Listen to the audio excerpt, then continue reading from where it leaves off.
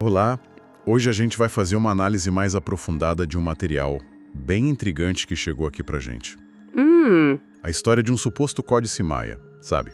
Que teria sido achado na Guatemala, lá em 1987. Ah, sim. Essa história, ela aparece de vez em quando. E o mais doido, a datação por carbono, dizem, né?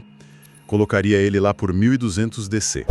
Só que o conteúdo, Não falaria do passado, né? Essa é a alegação.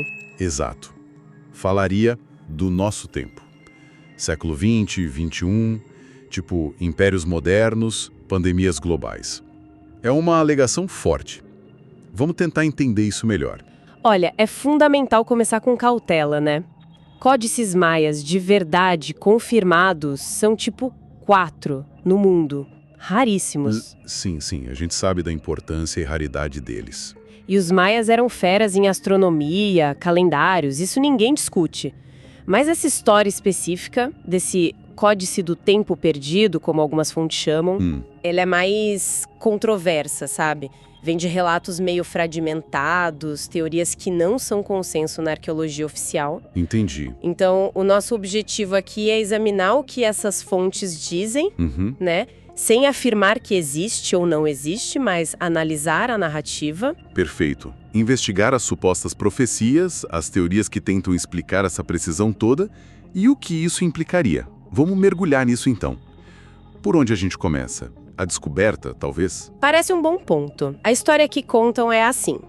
Tikal, Guatemala, 1987, uma equipe de arqueólogos, supostamente da Universidade da Cidade do México, Certo. estariam num templo e teriam achado uma câmara secreta. E lá dentro, O códice? isso, numa caixa de jade, um livro dobrado feito de casca de árvore, escrita maia. E aí veio a datação, 1200 DC, mas o ponto de virada, segundo esses relatos, foi quando um linguista, um tal Dr. Roberto Morales, começou a traduzir.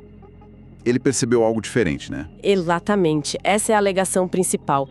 Diferente dos códices que a gente conhece, que falam de rituais, astronomia, essas coisas, este seria tipo uma linha do tempo do futuro, dividido em 5 partes, 5 grandes ciclos de civilizações futuras. Uma afirmação e tanto, já levanta muitas perguntas na comunidade científica, imagino. Com certeza. Mas é essa a premissa da história que a gente está analisando aqui. Ok, então vamos para essas 5 profecias. É aqui que a coisa fica bem interessante. A primeira é como as fontes descrevem, o império do sol que nunca se põe. A descrição é de uma nação insular, distante, que construiria um império tão grande, mas tão grande que o sol realmente não se poria em seus territórios. Uma frase clássica, né? Exato, mas a profecia também falaria de uma queda meio rápida, coisa de uma geração, depois que o sol começasse a se pôr nas colônias. E a interpretação que as fontes dão é... O Império Britânico. A ilha, o alcance global ali no século XIX, começo do XX, a própria frase era usada para eles. E a queda rápida? O declínio pós-Segunda Guerra, né? A perda das colônias num ritmo bem acelerado, historicamente falando, encaixa bem na descrição segundo essa leitura. Faz sentido dentro dessa interpretação. E a segunda profecia? O império dos 2 sóis. O que dizem? Essa descreveria o período pós uma grande guerra. 2 superpoderes surgindo. Um associado a gelo e aço, o outro a fogo e ouro. Gelo e aço, fogo e ouro. Eles lutariam pelo domínio do mundo, mas de forma indireta, sem um confronto direto, sabe? E no fim, um deles desmoronaria e o outro reinaria sozinho, mas por pouco tempo. A interpretação aqui parece bem direta, né? Guerra Fria. União Soviética, gelo, Sibéria, indústria pesada do aço, Estados Unidos, ouro, poder econômico e o fogo, poder nuclear. A luta indireta, as guerras por procuração e a queda da URSS em 91, né? Seguida daquele período de domínio americano que realmente hoje a gente vê que não durou tanto assim. Pois é, a descrição bate bem com essa leitura histórica que as fontes apresentam. E aí a gente chega na terceira profecia. Essa é sinistra. A grande praga invisível. Essa me marcou quando li o material. Fala de um inimigo que não dá pra ver. invisível. Que cobre o mundo todo e viaja em aves de metal. Mata milhões. As pessoas se escondem, cobrem os rostos. É impossível não ligar, né? Impossível. A ligação com a Covid-19 é imediata e as fontes são explícitas nisso. O inimigo invisível, o vírus. As aves de metal. Os aviões, claro. Disseminação global. O se esconder em casa, os lockdowns. Cobrir os rostos, as máscaras. Nossa. Mas o detalhe que as fontes destacam como chocante é essa menção às aves de metal, num texto que seria de 1208 séculos, antes de existir avião. É esse tipo de coisa que faz a gente parar e pensar como é fascinante e perturbador ao mesmo tempo. Totalmente. Alimenta tanto fascínio quanto, claro, o ceticismo. Com certeza. Mas vamos seguir. Quarta profecia. O Império do Dragão Dourado, o que temos aí. Essa descreve o renascimento de um império antigo, do Oriente. Uhum. E o detalhe, ele não dominaria pela força militar clássica, mas comprando o mundo, construindo estradas, conexões por todo lado. Comprando o mundo, construindo caminhos. Só que essa ascensão traria também uma armadilha para o próprio império. Algum problema interno ao consequência desse crescimento. E a interpretação que as fontes dão aponta para China moderna. O renascimento de uma civilização milenar, a ascensão econômica absurda, o poder financeiro global, que permite comprar o mundo entre aspas, né? E os projetos como a iniciativa Cinturão e Rota, os caminhos. Exatamente. E a tal armadilha. As fontes especulam, pode ser superpopulação, poluição, tensões sociais, endividamento de outros países, desafios que vêm junto com esse poder todo. É uma profecia que, segundo essa visão, ainda está rolando. Entendi. Chegamos então na quinta, a última, o grande colapso. Pelo que eu vi, essa é a mais longa, mais detalhada e é que ainda não teria se cumprido totalmente. O que ela descreve? Ela descreve uma era de instabilidade geral, caos mesmo, que viria depois desses impérios todos. Tipo, As fontes falam de oceanos subindo, o clima ficando maluco, sabe? Colheitas falhando, briga por água, por comida, nossa senhora. doenças antigas voltando e um tipo de conflito diferente. Não entre nações, talvez, mas mais interno. Povos contra povos, polarização, fragmentação social. Pesado. E tem alguma marcação de tempo para isso começar? Lembro de ter lido algo sobre o Sol, estrelas. Sim, tem uma frase-chave que as fontes citam. Quando o Sol atravessar pela quinta vez o portal das estrelas. E o que isso significa? A interpretação liga isso a um alinhamento astronômico importante para os maias. Sol, Terra e o centro da Via Láctea. Um ciclo longo. E um desses alinhamentos aconteceu. 21 de dezembro de 2012, a famosa data. Essa mesma. Só que a interpretação crucial aqui, segundo essas fontes, não é que 2012 era o fim do mundo. Ah, não? Não. Seria o começo desse período de colapso, dessa grande transição descrita na quinta profecia. Então, a ideia é que a gente estaria dentro dessa fase desde 2012. E as fontes, elas dão exemplos, evidências disso. Dão, sim, apontam para a intensificação da crise climática que a gente vê todo dia, a própria pandemia que acabamos de falar, Verdade. aumento de guerras regionais, tensões globais, instabilidade econômica, essa polarização social absurda em vários lugares, crises de refugiados. Tudo isso seria visto como parte desse cenário. E falam quanto tempo duraria essa fase. Falam. O texto supostamente diria 2 gerações. 2 gerações. O que seria uns 40, 60 anos? Por aí, se uma geração for 20, 30 anos, isso colocaria esse período de turbulência indo até, 2052, 2072. O que significa que a gente estaria no meio do caminho agora. Exatamente. Se essa leitura estiver correta, claro, é uma ideia. Bem inquietante, né? Muito. E aí, diante disso tudo, as descrições, os paralelos com a história, esses detalhes tipo aves de metal. A pergunta que não quer calar é: como? Como um texto de 1200 poderia prever essas coisas com essa aparente clareza?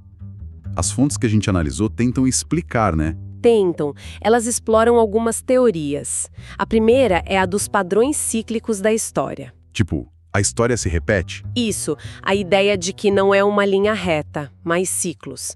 Impérios sobem e descem, pandemias vêm e vão, o clima muda.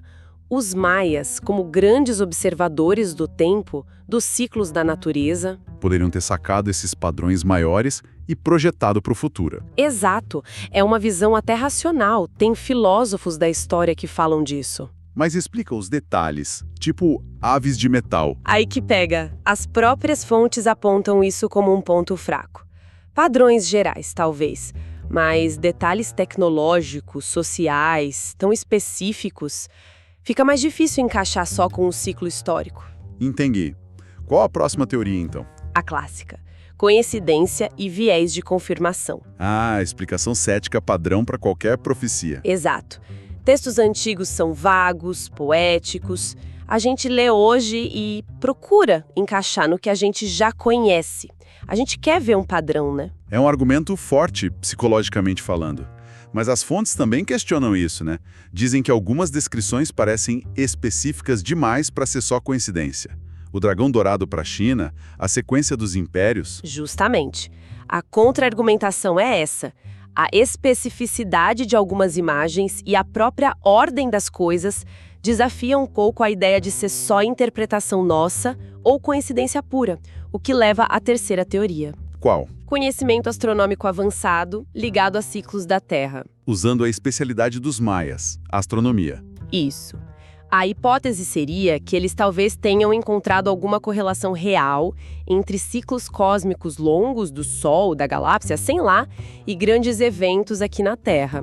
Períodos de mudança, de crise, de florescimento. Faria sentido com a visão de mundo maia, né? Tudo conectado, céu e terra. Faria. Mas, de novo, como isso se traduz em prever uma pandemia que viaja de avião? A ligação ainda parece meio tênue, né? Com certeza. Sobrou mais alguma teoria nas fontes? Sim. A mais direta, talvez, fraude moderna. Ou seja, o códice não é de 1200 coisa nenhuma. Exato. Seria uma falsificação feita recentemente, talvez no século XX. Alguém com conhecimento de história escreveu tudo e plantou para parecer antigo. Resolveria o mistério da precisão. Mas e a datação por carbono? A história da descoberta fala disso. Esse é o pulo do gato que as fontes usam para complicar essa teoria. Se aquela datação de 1200 for real e confiável, o que já é um grande se, porque o objeto nunca foi analisado publicamente. Aí a fraude moderna cai por terra. A não ser que a gente vá para teorias tipo viagem no tempo, que o material até menciona, mas como algo muito especulativo. Certo. E tem mais alguma possibilidade? As fontes mencionam uma quinta ideia, que é mais filosófica, talvez. Conhecimento perdido ou um mapeamento do padrão inevitável das civilizações. Como assim? Talvez os maias tivessem uma compreensão do tempo, da consciência, da própria natureza que a gente perdeu. Ou talvez eles só mapearam o ciclo que acontece com toda a civilização complexa. Sobe, chega no auge, exagera na confiança, entra em decadência e colapsa. O arquétipo da jornada da civilização. Isso. Talvez eles só descreveram esse padrão inevitável. É, muita coisa para pensar. E no meio disso tudo, um fato que as fontes sempre ressaltam. Esse tal códice do tempo perdido continua sendo um mistério. Ninguém nunca viu oficialmente, não tem publicação científica, foto comprovada. Exato. Pode estar guardado em algum lugar, pode ter sido destruído por ser perigoso ou talvez nunca tenha existido do jeito que a história conta. E aí, o que a gente faz com tudo isso? Qual o saldo dessa análise toda? Olha, pensando no quadro geral, mesmo que a gente encare essa história do códice como, sei lá, uma lenda moderna, uma alegoria, ela mexe com coisas profundas. A mensagem que fica, e que a gente vê em estudos sérios de história e filosofia, é a da impermanência. Nada dura para sempre. Exato. Civilizações não são eternas, impérios caem, crises vêm. Mas o ponto-chave é, depois, sempre começa uma nova fase. Se essa narrativa do Códice, especialmente a quinta profecia, faz a gente pensar que talvez estejamos numa dessas grandes viradas. E a questão relevante não é só se o Códice é real, é o que essa sensação de mudança profunda significa pra gente hoje. Entendi.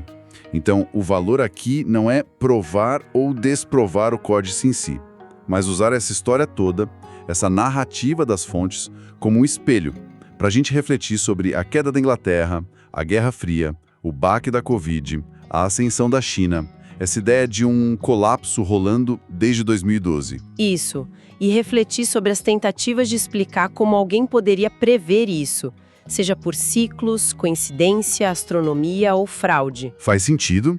E a reflexão final que o material propõe vai até um pouco além.